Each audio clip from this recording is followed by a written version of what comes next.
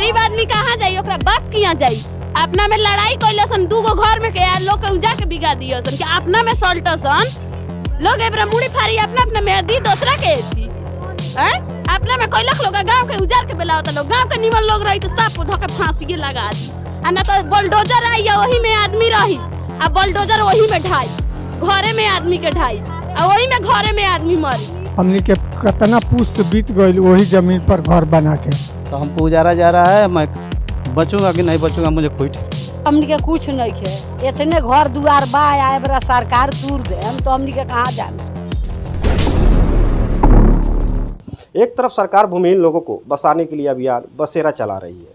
इस अभियान में एक घर के निर्माण के लिए 3 डिसमिल भूमि देने का प्रावधान है ताकि कोई भूमिहीन आवास से वंचित न हो। तो वहीं दूसरी तरफ हाईकोर्ट के आदेश पर रक्सौल प्रखंड के हरदिया पंचायत के गम्हरिया गांव में लगभग 100 लोगों को अतिक्रमण मुक्त करने का नोटिस निर्गत कर दिया गया है, जिसे पूरे ग्रामीणों में इस बात की पीड़ा है।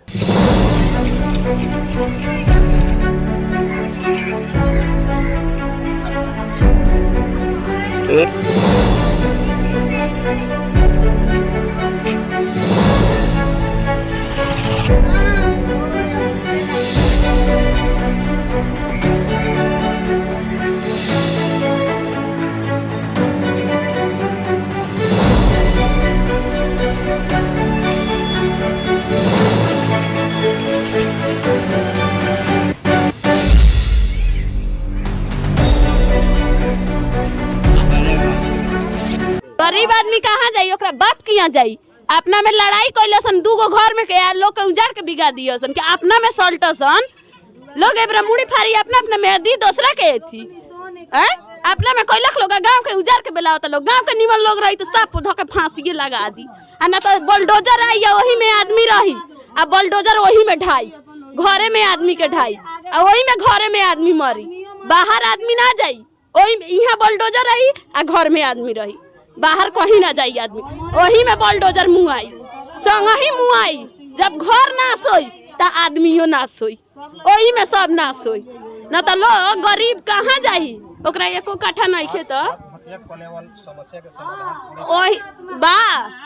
जब रउआ हमरा में कोनो दिक्कत होता तो हम रउआ नु समझम सन कि दोसर कोनो समझी, वही में मरे सन। बुलडोजर हिया रही, कहीं कहीं के लोग आओ, मीडिया आओ, कहीं के मतलब अपन विदेश से लोग आओ, यहाँ ढाओ, मैंने हमनी यही में रहम सन, हमनी के ढाई यही में आ यही में मुँह आई, तबे हमनी ना तो हमनी अपना जगह से हिले वाला नहीं खीसन, वही में हमनी के मुँह आ दी, वही में बुलडोजर से ढा दी, वही में चाप दी, नाक से देखम से ना होते करम से वही में मुँह आगा के चल जाई। सल्टो लोग कई गो लड़का बा, ओमे तो टाल लड़का बा, ओमे तो भीख मांगे के नौबत वाला लड़का बा।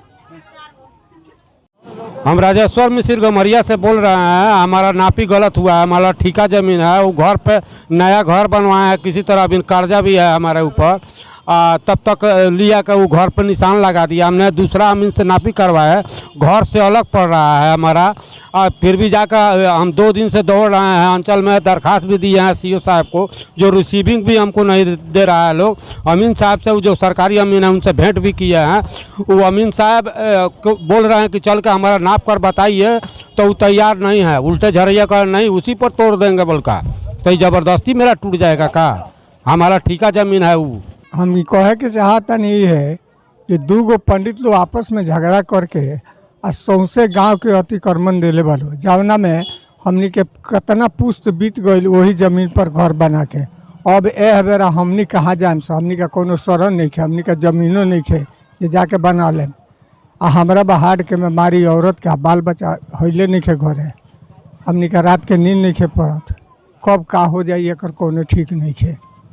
सरकार तनी अपन ध्यान दी, नजर करी।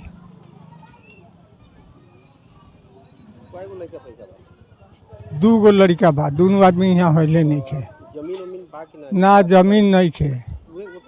हाँ उहे भर बा, वह तो हम कह के चाहतन जो अब हमनी कहाँ जाए, आ ये उम्र में हमनी कहाँ से कमा के बनाए। दिक्कत यही बा, महीना में 10 दिन कमाए वाला आदमी के अब बताई, अब घर तुरे से पहले मौत कह दी तब अपन घर तुर के ली ना तो हमनी के अपने से फांसी लगा के मर जाम सन। अपना जगह पर अपन रूम में मर लेके नानू जाई, बच्चा छोटा छोटा बा कहाँ कथी कमाम सन ना कई दिन खियाम सन। बताई लोगन रहे के शरण नहीं के बारिश होता तो चुहते बा यही में का बतर लगा देलक लोग घर तुरे के। दू आदमी के जागरा में बताई पूरा हमनी के हिती हिती यही देखे हम लोगन हई देखे में हिती हिती बच्चा लेके आदमी कहाँ जाई। गार्जियन मतलब बच्चा के कमाइए के ना 5 दिन के बनिहारी कहीं रोपनी सोनी कमा के खाए। गरीब आदमी हमनी के कहाँ जम सन हिती हिती बालक लेके कहीं के हमनी के आस बा जेकरा बा ओकरा धन दौलत वो अपन ऊपर पे कूदत हमनी के कथी में कूदत नहीं सन। ई सब ई परशुराम पाड़े आ विनोद पाड़े दू आदमी के लड़ाई भइल आ हमने के अब ना ई लोग इहे बा से गरीब लोग के गांव से उजारे के कोशिश करता लोग, दोसर कुछ न भगा दी लोग। तो हमने के तो वाला भीख मांग के खोइबे के वो लोग के शरण ना मिली, हमने के जितने रोएम सन उतने वो लोग के शरण ना मिली। सर इहे जमीन बा, हमनी के दोसर कुछ बा ना, हमनी के ना खेत बा ना बाड़ी बा ना, हमनी के कुछ बा। लइका बड़ा सा दूगो तो मजदूरी करता सब बाल बच्चे के पोसता रह अब हमरो पालन कनिए से बा। दोसर जगह जमीन हमनी का नहीं खे, इहे घर जुग जमाना से बा कोई पुश्तानी और आ गई आ वही में हमनी का केहू गुजर सफर करता नहीं। अब जमीन हैली नहीं खे तो हमनी जाम कहाँ, हमनी के कुछ नहीं खे। इतने घर दुआर बा आए बरा सरकार तूर दे हम तो हमनी के कहाँ जाम सन।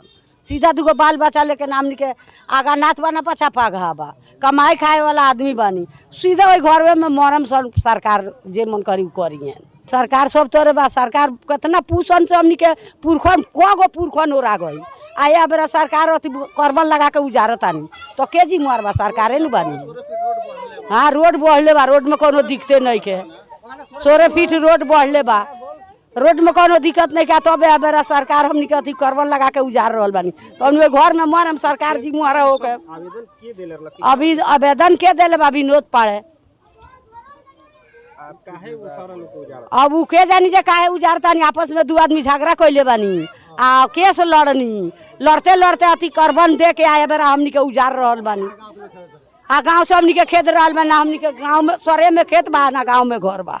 देखी वो मड़ाई बा, पलाटी टांगल बा, देखी पलाटी टांगल बा। अब दूगो नानी नानी बाल बच्चा बा, हम लेके कहाँ जाए।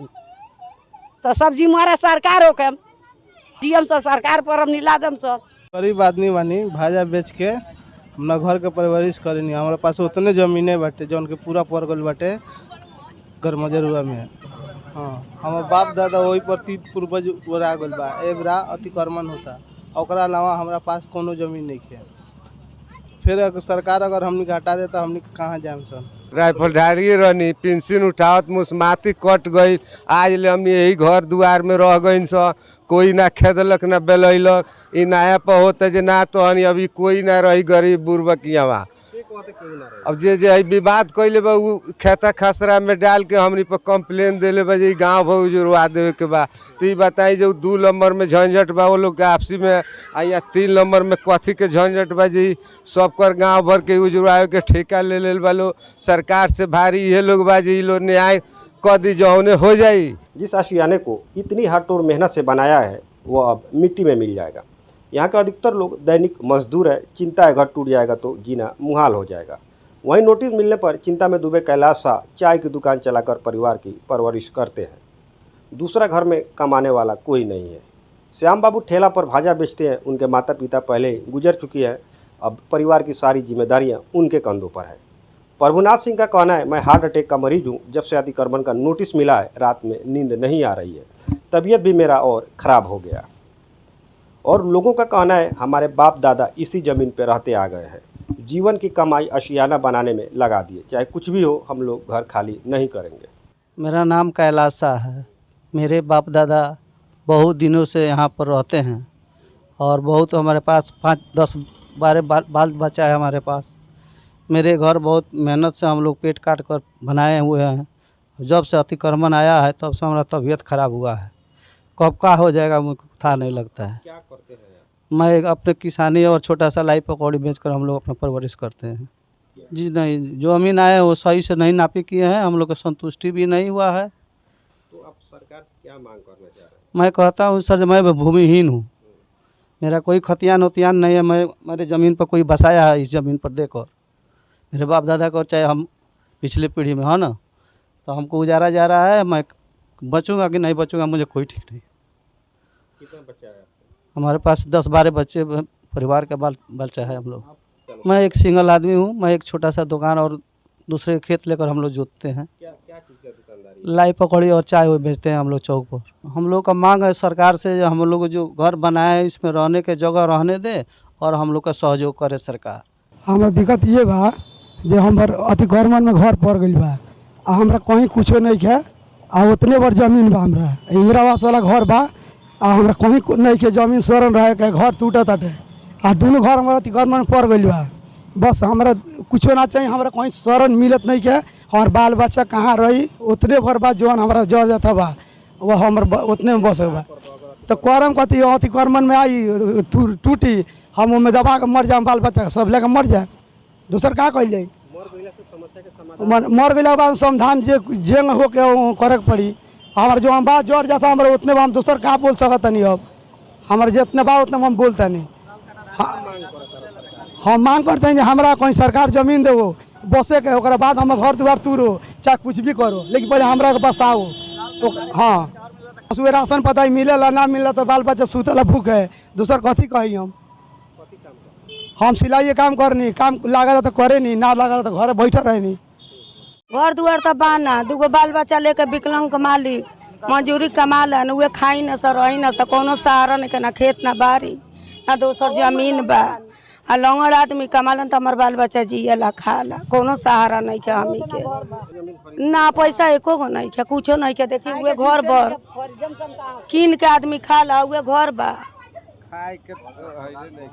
कीन के आवेला चाउर आदमी खाला कमाला, तो खाई ना सा ना तो कुछो नहीं के।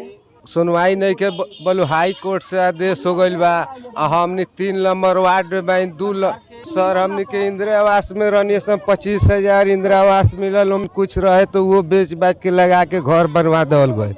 ओमे लोग कहते जे ना हमने के टूटता तो तहनियों के सब कोई के उजुड़वा दम से हमने देखते नहीं कहाँ रह लगो। तो गाँव में विवाद फैला दिले वालो, आप अपना में ही आपसी विवाद कैले वालो। वो लोग के लगे जमीन बा 5-5 बीघा, सब कुछ बा, खेत बा, फुलवारी बा। हमनी के तो बड़ा 5 गो बाल बच्चे खैनियार बा, कमा के खाए के बा। ओहू में गोड़ में देखी दर्द बा, गोड़ टूट गई बा, ओहू में मजदूरी करे के पड़ता था। 5 दिन फूल जाता आ 5 दिन सही रहता। राशन हो गई हमनी के लॉकडाउन के बंद बा, ओ नहीं से कार्डे हमनी के नाम मिलल जब से हई नया वार्ड लोग भाई कार्ड उड हमनी के मिलते नहीं खे। अब हमनी यही घर में फंसई लगा के मरी तो, चाहे जहर खा के मर जाइसन तो। अब बाप दादा हमनी के राइफल धारियो रहे तो कहाँ कुछ यहाँ अर्जल भाई, यही में 3 पुष रहते बाबा दादा के बेर से। अब हमनी मानी हमनी के बाल बच्चा अब कहाँ जाई? हमनी के तो रहे के शरण नहीं खे, ये घर बह दे आ वहू पर लोग भिड़ल बा जे मन एजन से उजारिए देम से, ना खेत बा ना बाड़ी बा, ना हमनी के रहे के जगह बा, घर भर बा। आ 16 फीट यहाँ रोड बा, हमनी के इतना रोड है ना कोई हैलो नहीं खे। एम गाड़ी जाता, ट्रक चलिए जाता है, में दिक्कत का बा?